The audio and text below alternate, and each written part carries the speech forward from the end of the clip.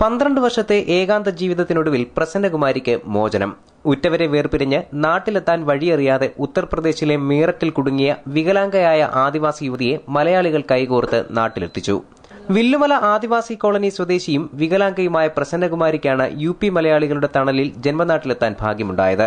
മീററ്റിൽ ഒരു ഫാക്ടറിയിൽ അക്കൌണ്ടന്റായ ആലപ്പുഴ സ്വദേശിനി അജിതയാണ് പ്രസന്നകുമാരിയെ നാട്ടിലെത്തിക്കാനുള്ള വഴി തുറന്നുകൊടുത്തത്. കുളത്തൂപ്പുഴ 50 ഏക്കറിലെ തപാൽ ജീവനക്കാരൻ ഫിറോസ് മുഹമ്മദ് പോലീസിന്റെ മിസ്സിംഗ് സെല്ലിൽ നൽകിയ പ്രസന്നകുമാരിയെ പറ്റിയുള്ള വിവരങ്ങളായിരുന്നു പ്രസന്നകുമാരിയെ കണ്ടെത്താൻ പിടിവള്ളിയായത്. ആലപ്പുഴ സ്വദേശിയായ അജിത എന്ന് പറഞ്ഞ ഒരു സാമൂഹ്യ പ്രവർത്തക യു പി ഡൽഹി ആസ്ഥാനമായിട്ട് ജോലി ചെയ്യുന്ന ഒരുമായിട്ട് അവര് പ്രസന്ന ചേച്ചിയുടെ കാര്യമായിട്ട് ബന്ധപ്പെട്ട് നമ്മളെ മേലുദ്യോഗസ്ഥരുമായിട്ട് ബന്ധപ്പെട്ട് എന്റെ നമ്പർ കളക്ട് ചെയ്യുകയും തുടർന്ന് ഞാൻ നടത്തിയ 2 ആഴ്ചത്തെ പരിശ്രമത്തിന്റെ ഫലമായിട്ടാണ് പ്രസന്ന ചേച്ചി ഈ നാട്ടിൽ വരാൻ കാരണമായത്. എന്നെ സംബന്ധിച്ചിടത്തോളം ഏറെ ഞാൻ സന്തോഷമാണ്. ഒരു സാമൂഹികപരമായിട്ടുള്ള ഒരു സമൂഹത്തിനോടുള്ള ഒരു പ്രതിബദ്ധത ചെയ്തതിൽ വളരെ സന്തോഷകരമായിട്ടുള്ള പ്രവർത്തനമാണ് ചെയ്ത്. അതിലുപരി എന്റെ തപാൽ വകുപ്പിലെ മുഴുവൻ ജീവനക്കാർക്കും അതിൽ അഭിമാനിക്കാവുന്ന ഒരു നിമിഷം കൂടി മാത്രമാണ് എന്ന് പറഞ്ഞുള്ളത്. നീണ്ട അന്വേഷണത്തിനൊടുവിൽ മീററ്റിലെ മലയാളി സംഘം ഫിറോസുമായി ബന്ധപ്പെട്ടു. തുടർന്ന് അജിതയുടെ നേതൃത്വത്തിലുള്ള മലയാളി സംഘം പ്രസന്നകുമാരിയെ കണ്ടെത്തുകയായിരുന്നു. 50 ഏക്കർ സ്വദേശിനി രാധയാണ് മീററ്റിൽ ജോലി വാഗ്ദാനം ചെയ്ത് 30-ാം വയസ്സിൽ പ്രസന്നകുമാരിയെ കൂട്ടിക്കൊണ്ടുപോയത്. മീററ്റിലെത്തി 3 മാസത്തിനു ശേഷം ഫാക്ടറിയിൽ ജോലിക്ക് പ്രവേശിച്ചു. ഇവിടെ പ്രസന്നകുമാരിയെ തനിച്ചാക്കി ഇവർ നാട്ടിലേക്ക് മടങ്ങി. തുടർന്ന് പ്രസന്നകുമാരിയെക്കുറിച്ച് വിവരമൊന്നുമില്ലാത്തതിനെ തുടർന്ന് പിതാവ് വിശ്വനാഥൻ പലയിടത്തും പരാതിപ്പെട്ടിരുന്നെങ്കിലും ഫലമുണ്ടായില്ല.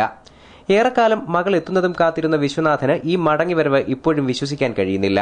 നീണ്ട 12 വർഷം കുടിസുമുറിക്കുള്ളിൽ കണ്ണീരുമായി ജീവിതം തള്ളി നീക്കിയ പ്രസന്നകുമാരിക്ക് 4000 രൂപയായിരുന്നു പ്രതിമാസ ശമ്പളം.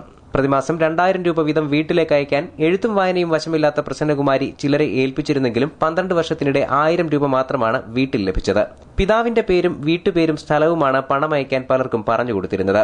അയക്കാൻ പലരെയായി ഏൽപ്പിച്ച 2.5 ലക്ഷം രൂപ എവിടെയെന്ന് അറിയാത്ത അവസ്ഥയാണ് ഇപ്പോൾ.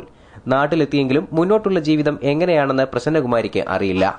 കൂടെ കൊണ്ടുപോയവര് 1-2 മാസം അവരവിടെ നിർത്തി. പിന്നെ അവരിഞ്ഞു പോകുന്നു ഞാൻ അറിഞ്ഞില്ല. ഇവിടെ കൊണ്ടുപോയെടുത്ത് നിർത്തിയിട്ട് അവര് പോകുന്നു. ഞാൻ പണിക്ക് പോയ സമയത്ത് അവർ പോയി. പിന്നെ എനിക്കറിയത്തില്ലായിരുന്നു. തിരിച്ച് വീട്ടിൽ വരുമ്പോഴത്തേന് ആരുമില്ല. ഭൂമി വന്നപ്പോ ഞാൻ മാത്രമുണ്ട്, വേറെ ആരും ഇല്ലായിരുന്നു. എവിടെയുള്ള ആളാ കൊണ്ടുപോയേ? 50 ഏക്കറിയുള്ള പേര് രാധാമണി. അവരിപ്പോ ഇവിടെ ഉണ്ടോ? അവരിവിടെ ഉണ്ട്. ഞാൻ വരുന്ന സമയത്ത് അവര് കണ്ടായിരുന്നു. പിന്നെ അവരെ കണ്ടില്ല. കണ്ടപ്പോ ഒരു പ്രാവശ്യം ഞാൻ പുറത്തു പോയി വന്നതിന് പിന്നെ അവരെ കണ്ടില്ല. പിന്നെ എങ്ങനെയാ ഇപ്പൊ ഇവിടെ വരാനുണ്ടായ സാഹചര്യം? ഇവിടെ ഒരു പോസ്റ്റ്മാൻ വഴിയാണ് വന്നത്. അപ്പൊ അത് എനിക്കറിയത്തില്ല ആരാണെന്ന്, എങ്ങനെ അവര് ബന്ധപ്പെട്ടെന്ന് എനിക്കറിയത്തില്ല. ഇത്രയും വർഷം ബോംബെയിലായിരുന്നു?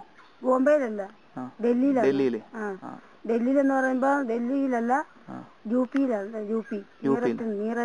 മീററ്റിൽ. എത്ര വർഷം നിന്നവിടെ? അവിടെ. News bureau, Kulathupuzha.